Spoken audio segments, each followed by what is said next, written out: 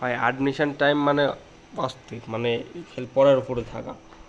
আর যদিও ইংলিশে হচ্ছে আমি যতটুকু কোশ্চেন ব্যাংকগুলো অ্যানালাইসিস করছি, করার পরে ইংরেজির এই যে changing sentence, right from verb, conditional phrase, voice, degree, narration, singular, plural, parts of speech, all type of sentence, মানে sentence changing, degree changing, voice changing, phrase, conditional, মানে এইসব জিনিসই আর পাইছি। আর এখন আপাতত যেহেতু এখন পড়ার চাপ নাই, সেহেতু আমরা হচ্ছে এখন রুই মাছের এটা কমপ্লিট করছি। রুই মাছ দেখা যাক।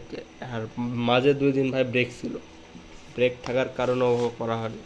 আগের ঘাস ফড়িং এটা পড়ছি, মানে মাঝে 2 দিনই পড়া হয়েছে, বাট ওই সময় তো ভিডিও করা হয় না। আর যেসব মেন মেন ইম্পর্টেন্ট জিনিসগুলো লাগছে মুখস্থ করার প্রয়োজন, ওইসব আর কি রুই মাছের এখানে লিখে রাখছি। আর দেখা যাক।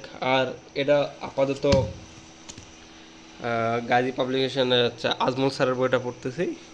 আর ফোনে 2-3টা পিডিএফ আছে, যে মাজেদা ম্যামের যে বই আছে ওটার পিডিএফ আছে। এই এই পড়ার টেবিল।